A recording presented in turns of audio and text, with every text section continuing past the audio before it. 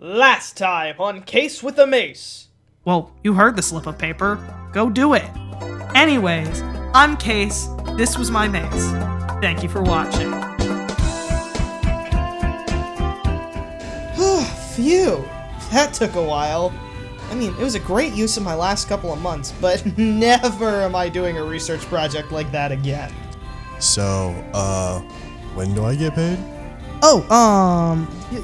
You'll get a check in a couple of weeks. Totally. Alright, I'm off to take a nap, and please never make me touch an editing software again. But after this, something unexpected happened. People started watching my video. A small amount, mind you, but the things I heard from people were genuinely inspiring. The way you spoke was interesting. I hated it. With all the research that you did, you could be a detective. Maybe you could join my detective club. And so, ignoring that flyer and any idea of a safe investment, I sold my home, got in my car, and bought some cheap property where a Wendy's used to be. Then, I turned it into a detective agency, where I could solve mysteries that baffle any who try to figure it out. Not to brag, but I've had a pretty great career so far. Hell Valley Skytree? Obviously just cardboard cutouts of Obama. L is real? I sure hope it is. Have you looked at the patch notes for Alphabet? And perhaps my biggest case, who is the G-Man? Well, after months of pondering, I realized he's the G-Man. And so life was pretty good. No mystery could stump me, and I was enjoying the challenge the occasional query brought. All that changed, however, when I received a letter. To Case. My team has seen the work you've done and requests your help in researching for a video. Can you figure out the origin of the species known as the fractones? I will send out payment upon receiving your theory. MP. No matter how big your craft, there's always signs that you've made it to the big league. For me, this was it. This was no offer I could refuse. A job from the father of internet theories himself. And so I made my way out the door and went to research these fractones. Who are these fractones anyway? Well, it doesn't matter because I will solve the mystery of this species. I will traverse the land and figure out their origins because I am Case and this is my mace.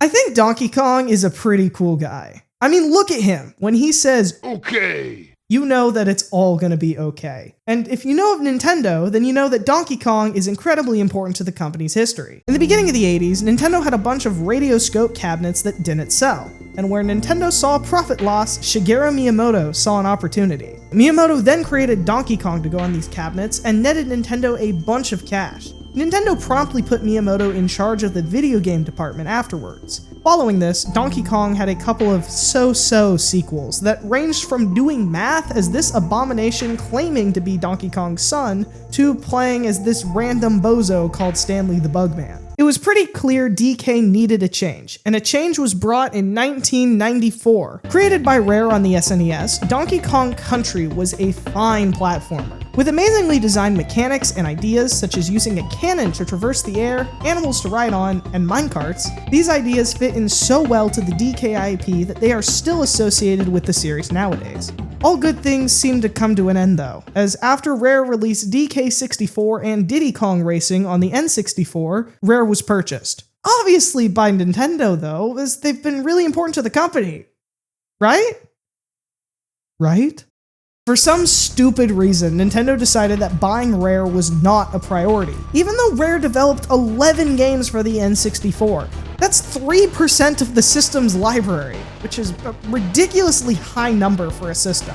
And so the DK IP sat dormant, never to be touched again. Besides a couple of weird spin-offs, that was until 2010 when Retro Studios decided to give things a try. Yeah, you heard me right, Retro Studios, the Metroid Prime guys. Because when you see this, your first thought is obviously this. Donkey Kong Country Returns and Tropical Freeze. Both are amazing entries, breathing new life into the Donkey Kong franchise. And surely nothing will go wrong again, as DK has taken his place as king of the platformer. You already know where this is going.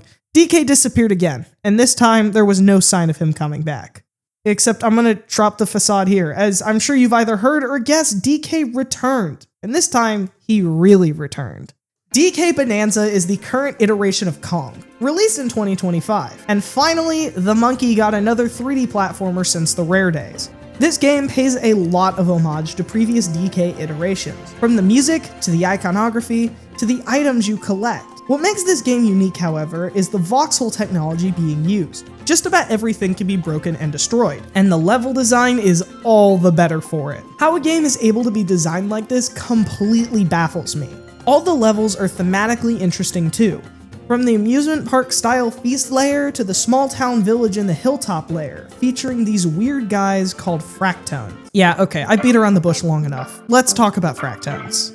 The underground features a wide variety of life, but none are more notable than the fractones. You first meet these guys in the hilltop layer, and from then on they will accompany your entire journey throughout the underground. From the moment you meet them, however, there are some things about them that appear strange. When you finally are no longer able to suppress the urge to punch these things, instead of being placed for murder, they just regenerate. These fractones don't seem to be frustrated by it either, as these guys will let you punch them till the end of dawn if you feel like it. Some of them will even show joy for this, as they'll have gold or fossils stuck in them, and they will thank DK for their version of scratching an itch. Alright, and so I think we're done here. What is a fractone? Well, it's a group of weird rock people. Oh well, that's all for now. What the hell? Maybe we aren't done here, after all.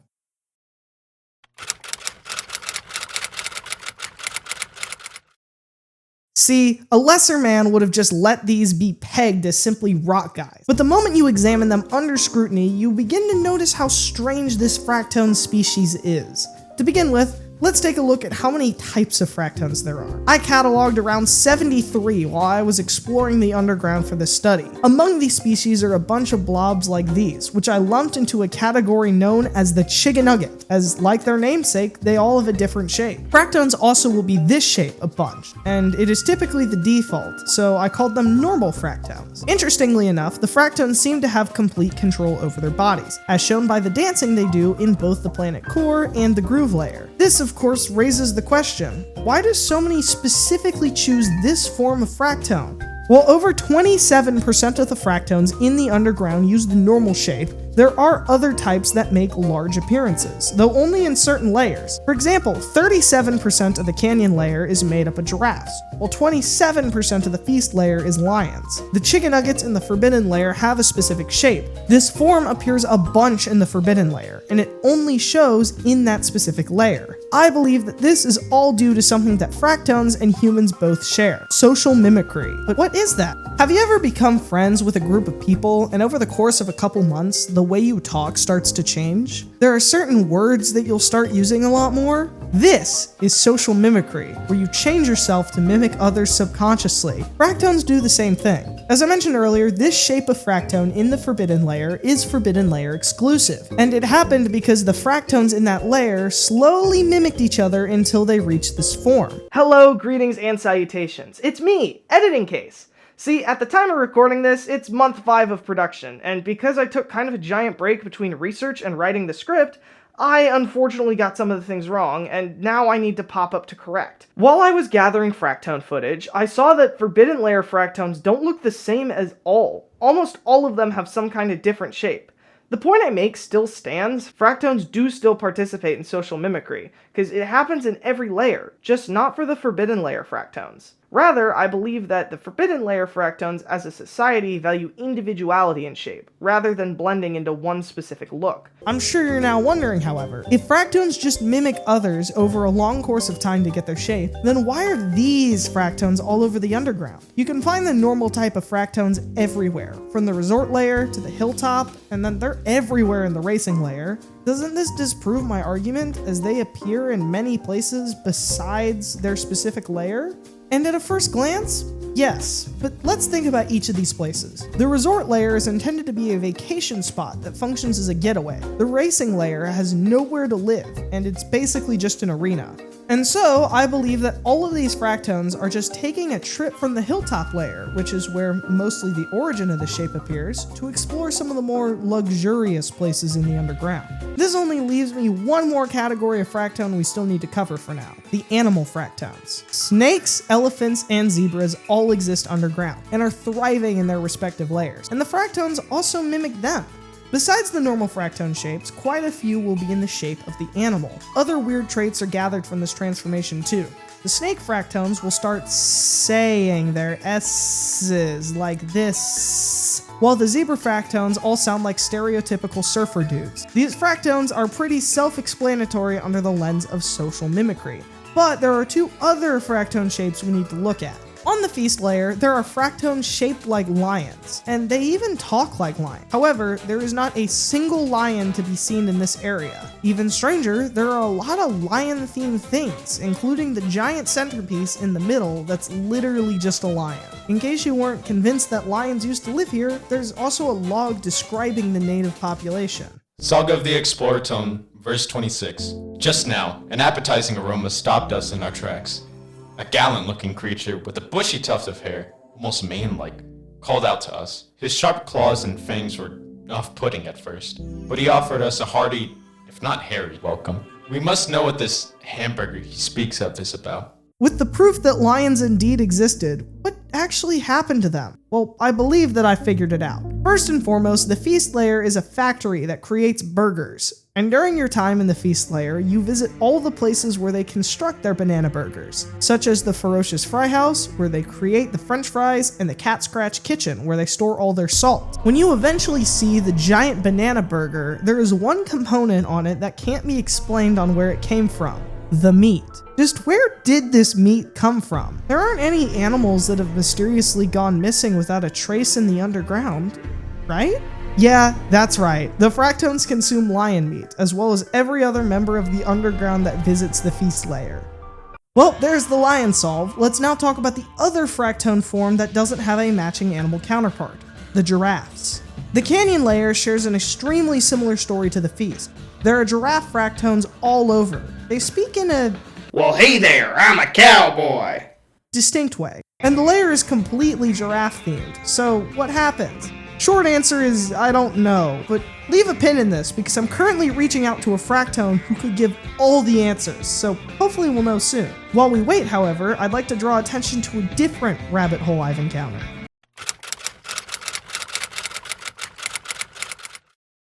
Fractones are weird creatures. They have so many different design elements that completely confuse anyone, including me. Nowhere is this more important than with their eyes. At first glance, I'm sure you're confused about what I even mean when I say that. Look at their eyes. It's a thing that all Fractones have across all types and shapes of them. From the shopkeeping Fractones to the Forbidden Layer ones to Quiztone to... Wait a minute.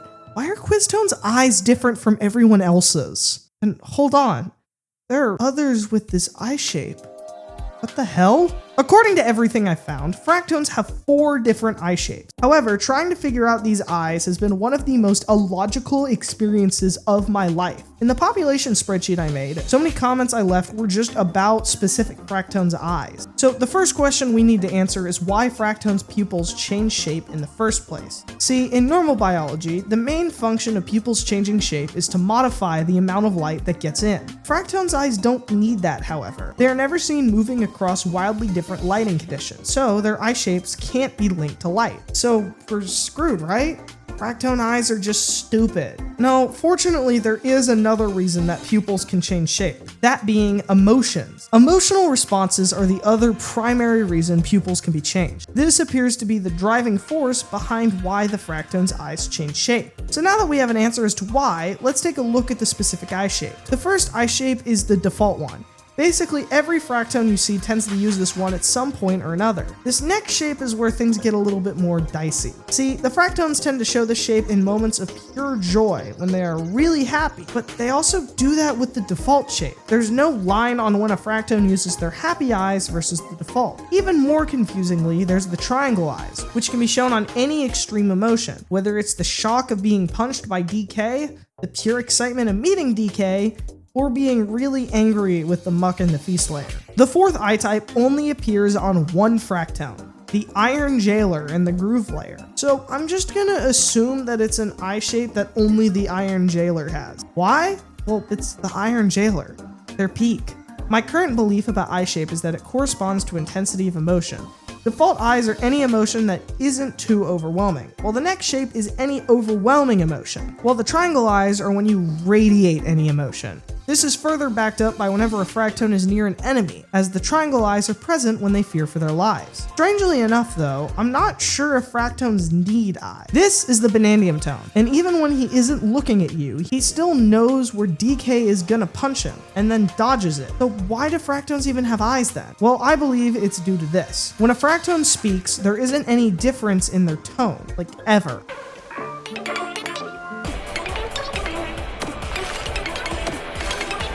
So I believe that their eyes exist purely to convey emotion.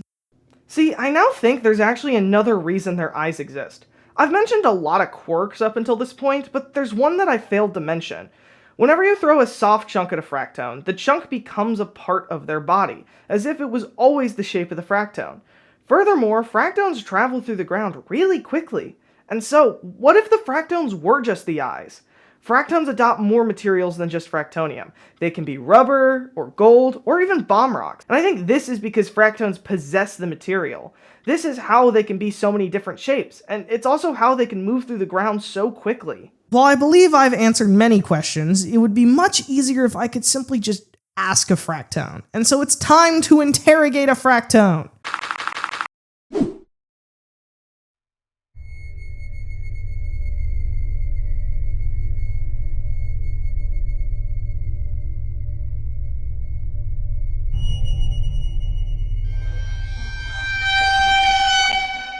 Fractone. Glad we can finally meet. Oh, it's you, that detective. It's Mr. That Detective, thank you very much. What do we owe the pleasure? We read your letter and starkly declined. And I can't take no for an answer.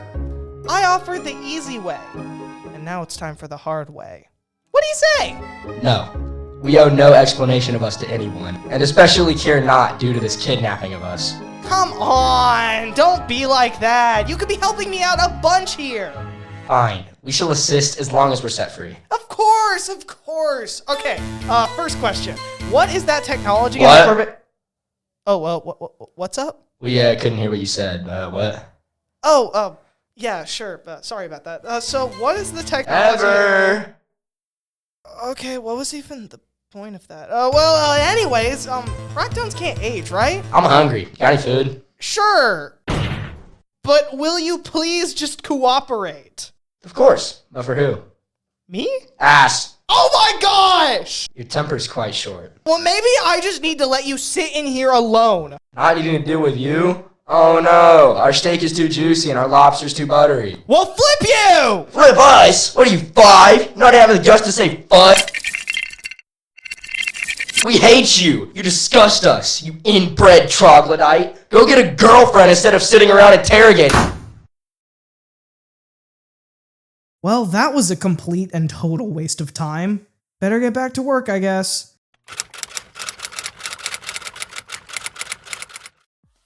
Case, didn't you already talk about fractone types? Yes, I did, but there's way more types of fractones I haven't discussed, and there's a very different question we need to ask about them. When talking to any NPC in DK Bonanza, a label appears on the upper left with their name on it. When speaking to about 81% of the fractones, either there won't be a full dialogue box, or no name will appear.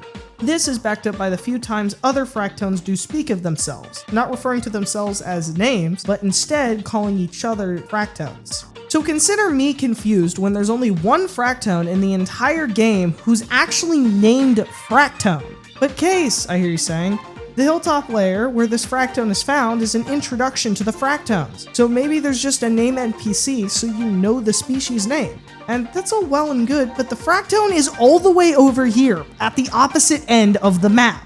Clearly, this was not meant to teach us the name of the species, and so I guess this guy's name is just Fractone. Maybe he's the leader of the village? I don't know, but the main reason I wanted to talk about this fractone is because they perfectly introduce the question we're now going to have to ask about quite a few different types of fractones. These additional types have significantly less members in their population, but they all have names and appear across multiple layers. And so I want to quickly go over each and figure out if they are one fractone across all their appearances, or if they're their own subspecies.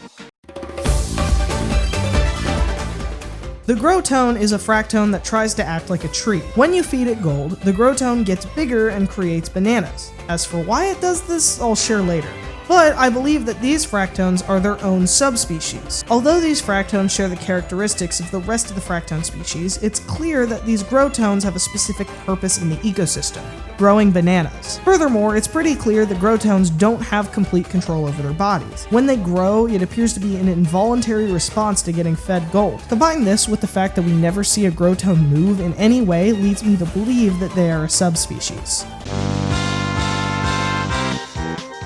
The Quiztone is a fractone who you can find on a bunch of different layers who will ask you questions, similar to a game show host. The twist being that every question is about DK and Pauline's adventure. I do not believe that the Quiztones are a bunch of different fractones. Rather, I believe that they're just one guy who follows DK throughout his adventure. To keep this section from feeling super repetitive as I name other types, I feel this specific way about Smashingtone and Glamstone.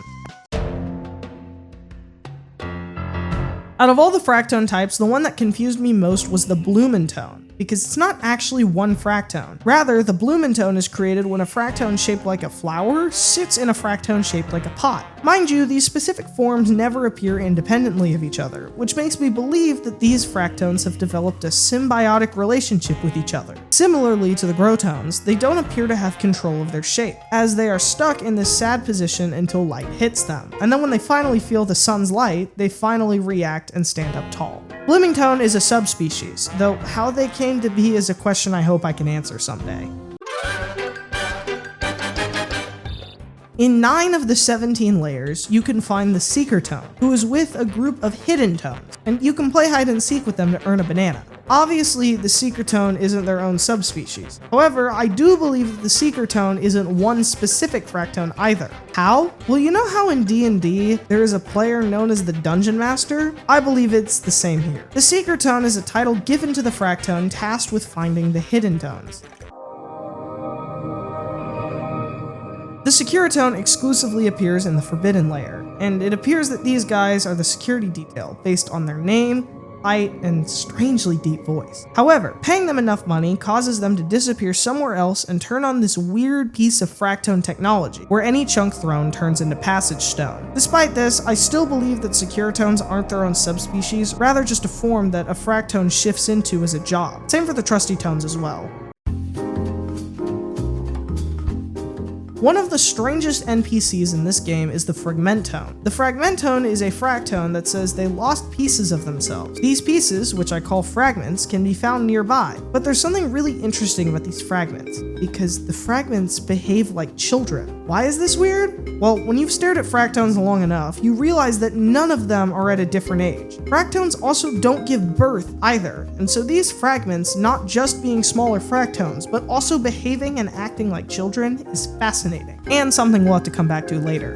There's only one other strange property of the Fractone left to cover. Whenever you pull a chunk off it, the chunk doesn't become a fragment, which means that losing yourself is something different than getting a chunk pulled off. What this means, I'm not sure. At first glance, you might think that the eels are anything but a fractone. They don't talk in a similar way whatsoever, and the eels have an entirely different culture and place they call home.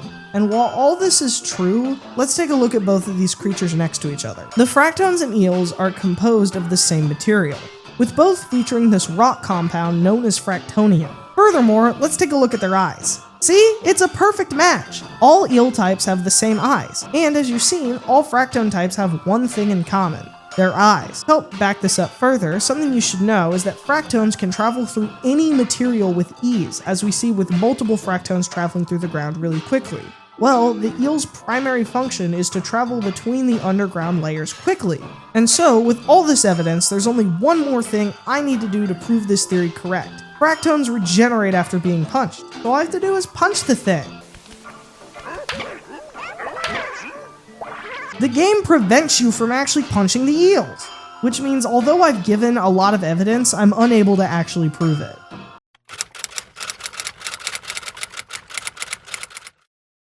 Economies are pretty cool. The whole idea of having a token to trade for goods and services is a pretty neat idea. And so obviously the fractones have this economic system as well. However, there's nothing to buy. You can buy getaways, which are basically your average New York studio apartment, except they're now affordable. You can purchase construction projects to be done, and food. Yep, that's it. For fractones, it feels like an economy is almost optional. There isn't a single fractone that seems to care about money, and most fractones are jobless, so why would they even care about money? Well, I believe I have the answer. In Donkey Kong Bonanza, DK can transform into different creatures when he has collected enough Bananergy. Yes, that is its actual name. This Bananergy is gathered when he collects gold and Bananium gems. Hey, you know what else transforms when it's given gold? That's right! The Growtone! After feeding the Growtone enough gold, it says that it's full. Coincidence? I think not. Gold is what fractones eat, which is why it's taken as a payment for different jobs, although some charge varying degrees. The Securitones make bank from the bribes given from the few who come down to the Forbidden Layer, while the Trusty Tones are left to work just for tips. A group that interests me the most, however, is the Constructones. So I couldn't find any footage of the Constructones, and I didn't want to do a new playthrough of the game just to get some footage, so please enjoy some still images from Mario Wiki for this next section. The Constructones are the fractones that handle all the construction projects in the underground. Whether it's building a barrel cannon or installing a harp, these guys got you. What confuses me, however, is what happens after. After paying a Constructone, they disappear. Where do they go? Well, I believe they function like a hungry Luma from Super Mario Galaxy. If you didn't know, when a hungry Luma is fed enough star bits, they transform into their next stage of life, a galaxy. While I don't believe that transforming into a cannon barrel is necessarily a desirable end for a fractone, especially when compared to turning into an entire galaxy, but what do I know? They certainly seem fine with it, and the gold appears to be what powers them up for a transformation. Beyond gold, other currencies exist, including the Bananium chips. These chips can be exchanged for bananas. Furthermore, fossils are also a currency used in the underground. However, in every style shop, the only place that accepts fossils, we don't see any goods that would work for fractones, as all they sell is clothing. So after exploring all the ways currency is used, I'm left with only one possible idea on how the fractone economy works. It doesn't. At least not for fractones. See, fractones can just eat the gold, and so they don't need money. Instead, this money exists purely for the sake of capitalism and taking advantage of other races in the underground. Sure, the fractones can just eat gold, but what about the elephants? They need something to eat. Ergo the feast layer, selling all its burgers to the masses. If fractones don't want to eat gold, they also could just consume a banana, as the ecosystem of the underground is created purely for that. Let's go back to the Growtone. When their roots collect enough gold, a banana is grown. This banana is then taken by the fractones and placed into storage. Apparently they're efficient enough with food consumption where the fractones have been able to gather a surplus and offer bananas as rewards for Shifty Smash and the like. It's certainly a strange ecosystem, but the fractones have found a way to manage.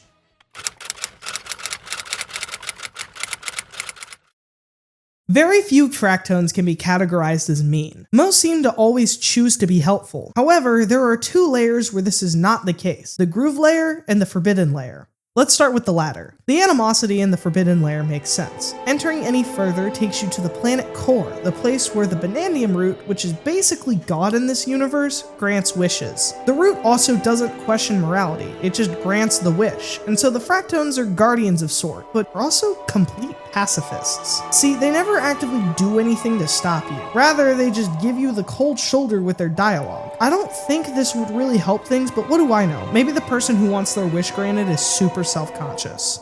The other thing the Forbidden Layer hosts is the ruins of the ancient civilization. We don't know much about the civilization, but we do know that there are remains throughout the underground. The primary way we're able to tell something is from the ancient civilization is with this material, Neptunite. The other way we're able to tell is with this script that's written around it, which I'm gonna call Fred, because I can name things however I feel like. With all this in mind, let's take a look at the groove layer. While the hilltop layer might be one of the primary Fractone civilizations, this place appears to be the hub of all Fractone activity. Although this place isn't without its quirks. This is the only layer that has any kind of jail, and they even have guards for it. Some of these Fractones can be quite rude as well.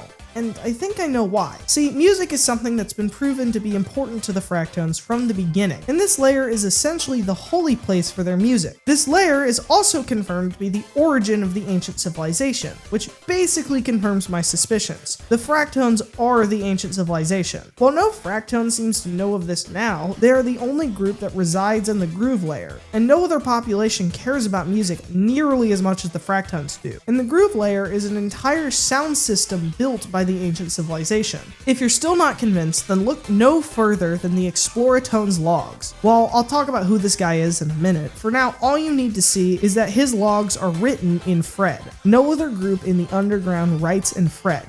Instead, they write in the other popular written language, the Banana Belt. So the Fractones are the ancient civilization, but what am I supposed to do with that since none of them know that they are? What does this mean? Because none of them die. I don't know. If one more confusing thing pops up, I might have to quit this Fractone thing altogether.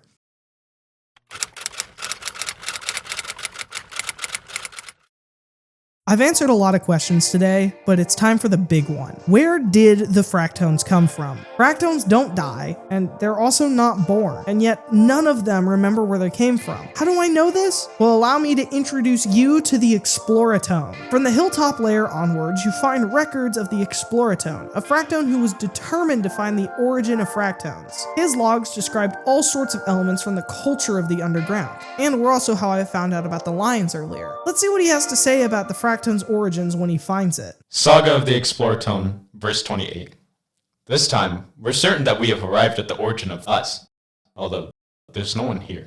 We'd hoped we'd get to meet the original Fractones still living here, but nothing. It is a desolate place. Our saga ends here.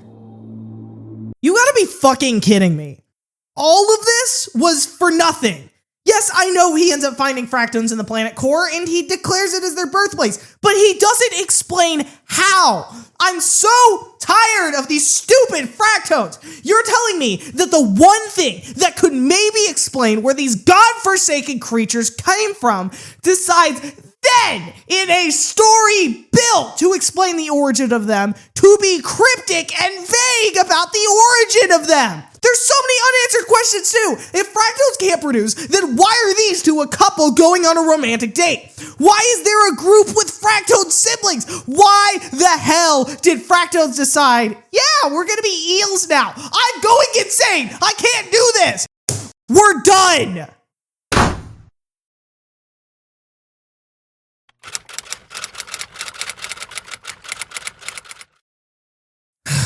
There's only one thing that can calm me down now, and that's a good Joe Bart video. Hey! Have you ever made a risky financial decision before? Well, I have. I need someone to buy this bucket. Wow. When I first heard about Frank's predicament, I decided that I would try the bucket. I mean, it's not a great bucket. It has a hole in it. Hey, I'm sorry. Why am I getting interviewed about a bucket? He had to remortgage his house, his wife left him. I mean, I heard he's been playing Candyland for goodness sakes. Only crazy people play Candyland. Spin, spin, spin!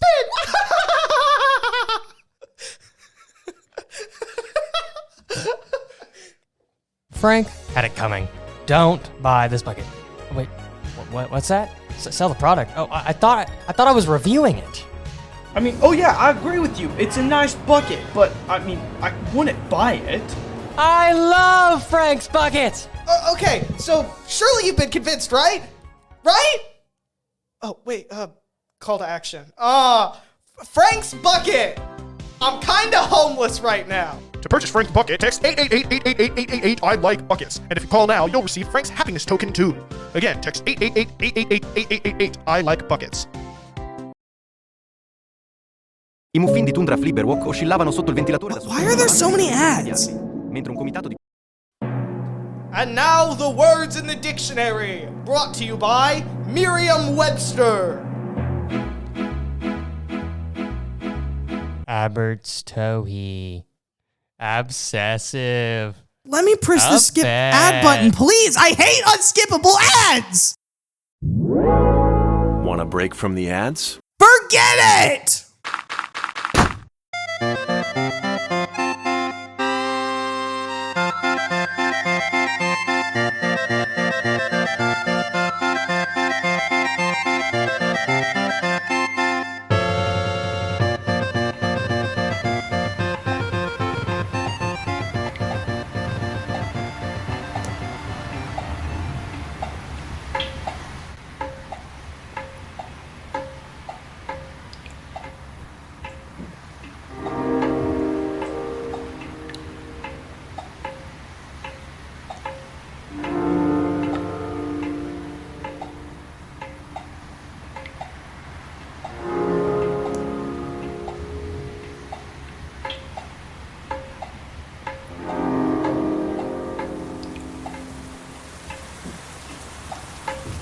Stupid fractones can't even have logical consistency. If that damn Exploritone is so smart, then how did the fractone spread from the core if none of them remember where they came from, and they don't reproduce? I mean, come on, Exploritone, answer me that! What? You won't? Even when I interrogate a fractone, they won't tell me anything? They'd rather I fail more than anything else? Ah, case, they said. It'll be so easy to solve the fractones, they said. You got this, they said. Come join the big leagues, they said. And where am I? I'm cold, I'm wet, and I failed. I'm not good enough for this detective thing. I solved nothing, and my reputation will die because of it.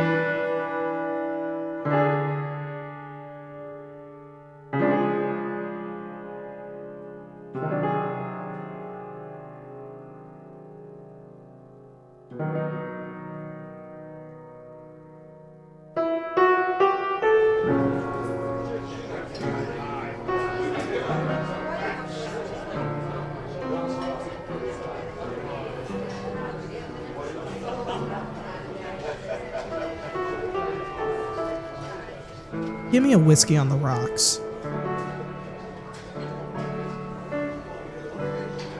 Trouble got you? What? No, it's nothing. If there's one thing nothing ever did to me, it was nothing. Excuse me? If you have a problem, then let's not let the problem. Or is that a problem? Listen, I don't know what you want, Your but... troubles. Sharing a load makes a burden simple. Okay. Whatever, man. Well, I'm a detective, and I thought I was good at my job, but I can't even create a simple theory. Can't create a theory? Or won't create a theory because it's not good enough. You can never start if you expect perfection. I suppose you're right, but it's too late now. The job is too big for someone like me. Really? No job is too big. Maybe your thinking is just too small. Okay, man, now you just sound like a Paw Patrol ad. Can you please just leave me be? Why? Big detective can't spare the time for an old man? Listen, dude, I'm not a big detective. I don't deserve that title anymore. Wait, big? Hold on, old man. I don't know who you are, but thank you! And Gregory Montgomery III scammed someone out of their money for their drink once again.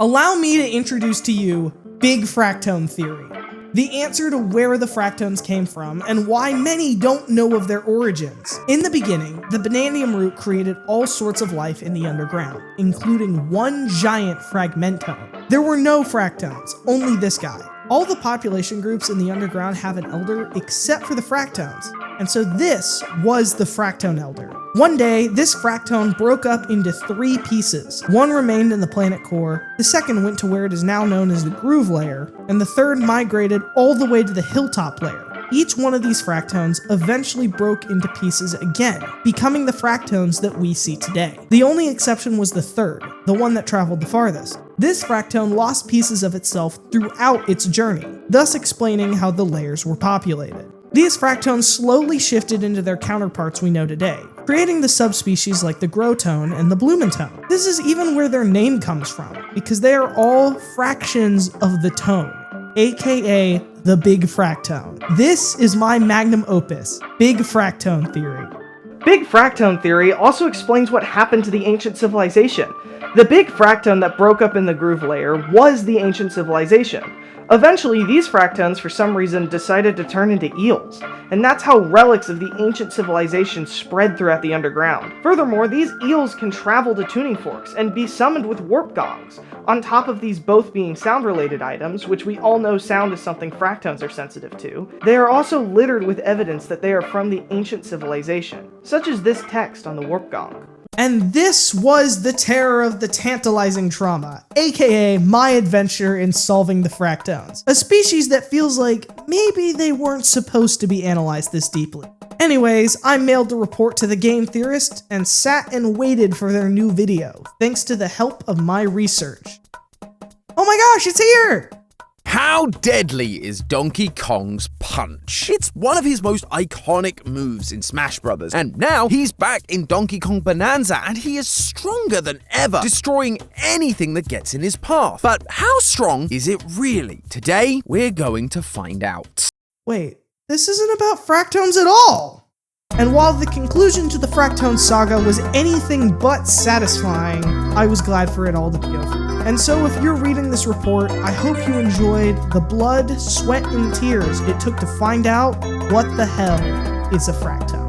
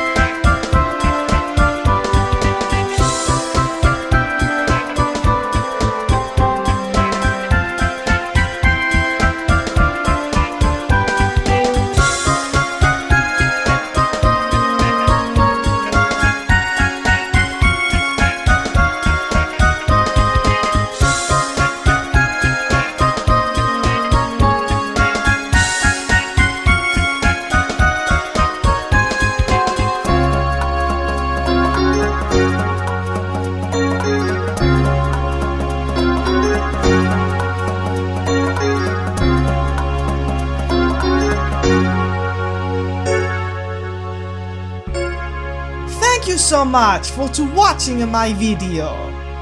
Oh my gosh, I can finally go to bed.